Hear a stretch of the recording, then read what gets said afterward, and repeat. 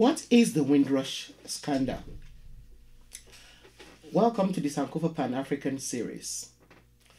Please subscribe and turn on your notification buttons if you haven't done so. We'd also like to appeal to you to support us by signing on as a member of this channel and pledging a token amount to us monthly through Patreon. That way, you can be sure that we'll continue to bring you the kind of topics that we deal with on this channel. Thank you. Before we go on to talk about the Windrush scandal, let's first talk about Windrush and the Windrush Generation. Now, Empire Windrush was the name of a ship which arrived at Tilbury Docks in the United Kingdom on the 22nd of June 1948. It arrived in Britain carrying about 492 men, women, and children from the Caribbean who had been invited by the British government to come and work in Britain. You will recall that 1948 was a few years after the Second World War, which left Britain with a lot of destroyed infrastructure and a population that was struggling to rebuild itself. Thousands of buildings had been bombed, houses were demolished, and they all needed to be rebuilt. The workforce had also been depleted by the war. Now, the British government had then gone on endless campaigns to invite people from the Caribbean to come and work in Britain. This was a call that most people in the Caribbean were willing to answer because slavery and colonization had left most of the countries, those countries, very poor. In the Caribbean, many young men and women had also served in the British Army, in the British Armed Forces, because at the time, many Caribbean countries were still under British rule and they were not yet independent. So the people who went to Britain from the Caribbean were from countries which were part of the Commonwealth of Nations, or the British Commonwealth of Nations. Now, the Commonwealth was supposed to be a free association of sovereign states, which included the United Kingdom and a number of its former colonies. Many people who went to answer the call for employment in Britain went as Commonwealth citizens who were encouraged to go there to fill positions as bus drivers, nurses, and other jobs that needed to be filled because there was a labor shortage. Now, the Commonwealth was and still is supposed to be an association of countries tied together by friendship and practical cooperation who acknowledge the British monarch as the symbolic head of the association. In reality, though, the Commonwealth was an evolutionary outgrowth of the British Empire. In addition to being Commonwealth citizens, the British Nationality Act of 1948 defined British nationality and created the status of citizenship of the United Kingdom and colonies, CUKC. The Act came into effect on the 1st of January 1949 and formed the basis of the United Kingdom's nationality law until the British Nationality Act of 1981 came into force in 1983. As such, many of the Windrush generation arrived in the United Kingdom as Commonwealth citizens before British nationality and immigration law made any distinction between British subjects, whether born and living in the UK or elsewhere in the empire. According to a University of Oxford estimate, hundreds of thousands of people who were born in Commonwealth countries arrived in Britain before 1971. When the people who went from the Caribbean to work in Britain arrived there, they were legally permitted to stay without time limits. Even when the Immigration Act of 1971 came into force on the 1st of January 1973, the position of Commonwealth citizens was preserved. The 1971 Act preserved the right of those who had already arrived in the UK to come and go without any restriction. It also recognized the right of wives and children to join their husbands and parents. Also, until 1st of August 1988, there was no restriction on the length of time a Commonwealth citizen could leave the UK while retaining the right to return. Now, the inflow of people from the Commonwealth ended with the 1971 Immigration Act, when Commonwealth citizens already living in the UK were given indefinite leave to remain. So, who were the Windrush Generation? Now, the Windrush Generation refers to the people who arrived in the UK from the Caribbean countries between 1948 and 1971. They are called the Windrush Generation after the ship HMT Empire Windrush, which docked in Tilbury on the 22nd of June 1948, carrying workers from Jamaica, Trinidad and Tobago, and other islands to help fill post-war United Kingdom labor shortages. So, what was life like for them when they arrived in Britain? You may wonder. Well, let me illustrate with this poem, which was written in 1962 by Professor Wole Soyinka, the Nobel laureate, who, like the people of the Windrush Generation, was a black Commonwealth citizen living in the United Kingdom. He captures his experience with racism by a British landlady. The poem is titled Telephone Conversation. The price seemed reasonable. Location, indifferent. The landlady swore she lived off premises. Nothing remained but self-confession. Madam, I warned, I hate a wasted journey. I am African. Silence. Silence transmission of pressurized good breeding. Voice, when it came, lipstick coated, long gold rolled cigarette holder piped. Caught, I was foully. How dark! I had not misheard. Are you light or very dark? Button A, button B. Stench of rancid breath, of public hide and seek. Red booth, red pillar box, red double-tiered omnibus, squelching tar. It was real. Shamed by ill-mannered silence. Surrender.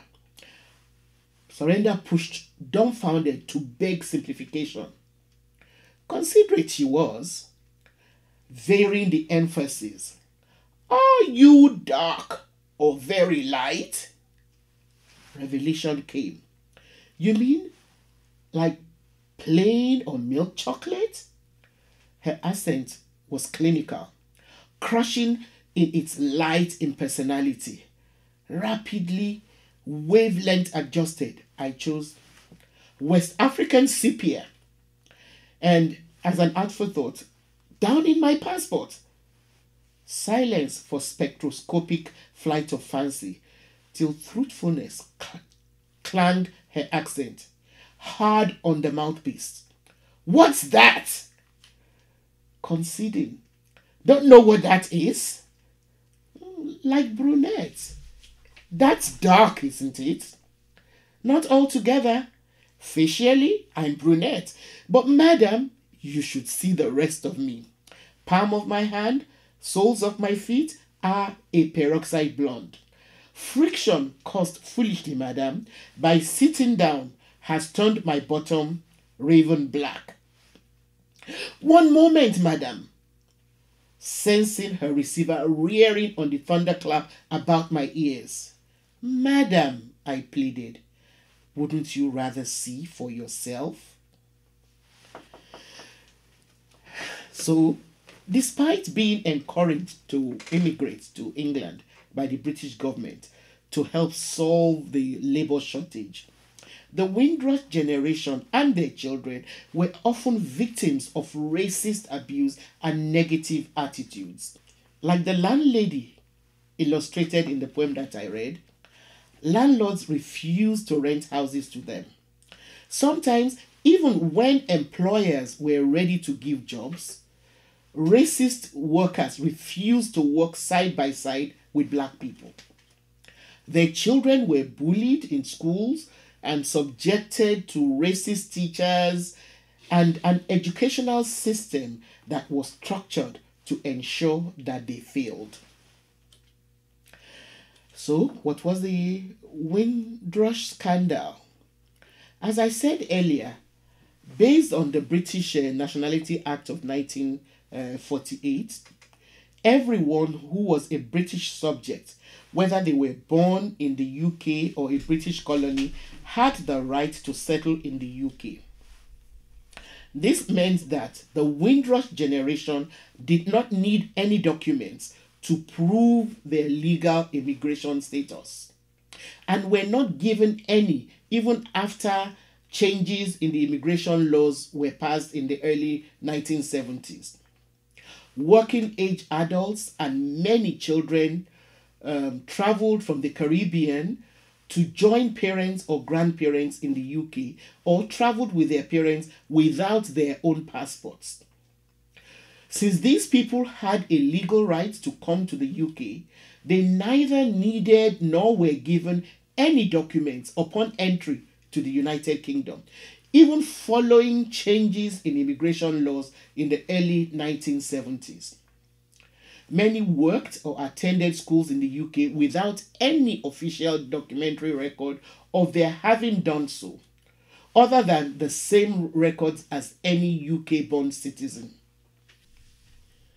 However, beginning with the Commonwealth Immigrants Act of 1962, restrictions were gradually added in a series of subsequent immigration acts.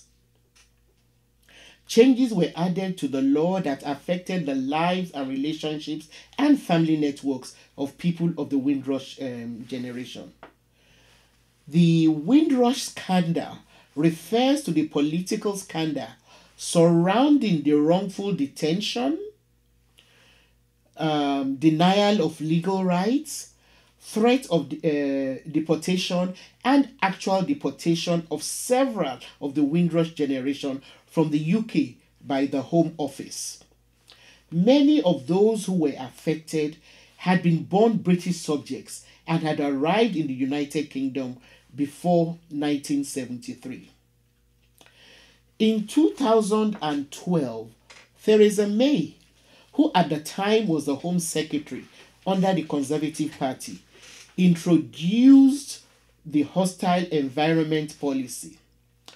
By her own admission, the aim of the policy was to create a very hostile environment for illegal immigrants in Britain. Her position was in agreement with an opinion which had been put forward by a previous Minister of Immigration under the Labour Party, Liam Bryan, in 2007. Now, the hostile environment policy is therefore a set of administrative and legislative measures that were deliberately designed to make staying in the United Kingdom difficult for people without legal status to remain. The policy aimed to force people to leave the United Kingdom, even though they called it leaving voluntarily. It is a strategy whose aim is to reduce immigrants to the United Kingdom immigration figures to the levels which the 2010 Conservative Party election manifesto had promised. By 2018, cases of wrongful detainment, deportation, and denial of benefits to majority of the Windrush generation started surfacing. The hostile environment policy has led to significant issues with the Windrush generation and other Commonwealth citizens being deported after not being able to prove their right to remain in the UK, despite being granted that right in the past. Family members born at one time or who entered Britain at a certain moment could find their legal status was fundamentally distinct from others who had moved or stayed under a different set of rules. Return to the Caribbean often meant the removal of naturalization rights that should have come with having lived in Britain and the established presence of other family members there. Now, the historical complexity of the legal status of many migrants with a Caribbean background meant that the enforcement of hostile environment policies caused chaos. One of the features of the hostile environment was that the people targeted would be forced to provide evidence which they had never been issued and which did not exist. They were being asked to demonstrate that they or their parents had lived in the United Kingdom continually since 1st of January 1973. Those who had reasons to leave the country for more than 2 years lose rights to return based on what is now defined as continuous residency. This is in spite of the fact that the Home Office failed to maintain the records of the people to whom it granted indefinite leave to remain in the 1970s, thereby making it impossible for people to prove continuous residency.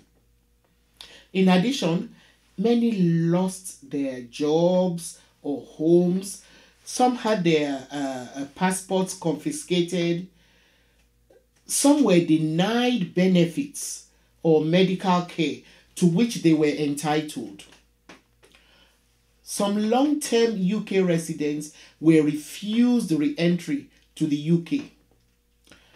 Measures introduced by this hostile policy included a legal requirement for landlords, employers, the NHS, charities, community interest groups, companies, and banks to carry out ID checks and to refuse services if the individuals were unable to prove legal residence in the United Kingdom. Landlords, employers, and others are made liable by this policy to fines of up to £10,000 if they fail to comply with these measures. Since 2013, people considered illegal were sometimes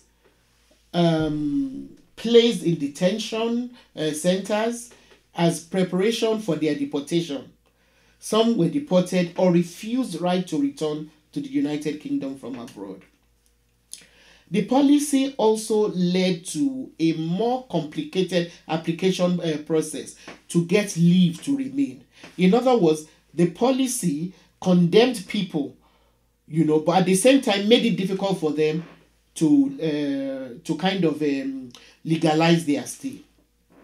So the policy led to a lot of complicated application process to get leave to remain, and it also it was more intent on encouraging voluntary deportation. Around the time that the policy was introduced, there was also a sharp increase in Home Office fees for processing leave to remain, or naturalization, and registration of citizenship applications. As a matter of fact, according to the BBC, the Home Office made a profit of more than £800 million from nationality service between 2011 and 2017. So it was also a money making thing for the British government. The policy has been said to be one of the harshest immigration policies in the history of the United Kingdom, and has been widely criticized as inhumane, ineffective, and unlawful. The UN, the United Nations Human Rights Council, has stated that the policy has fostered xenophobia within the United Kingdom, while the Equality and Human Rights Commission has found that the policy broke equality's law. Okay. In November 2020, the Equality and Human Rights Commission said that the Home Office had broken the law by failing to obey public sector equality duties, by not considering how its policies affected black members of the Windrush generation. Thanks for watching. Please share our videos with your contacts and give us a thumbs up. And please support us by pledging a monthly token amount to this channel through Patreon. No amount you pledge is too small, and your pledge will ensure that we are able to continue bringing you this channel. Thanks for watching.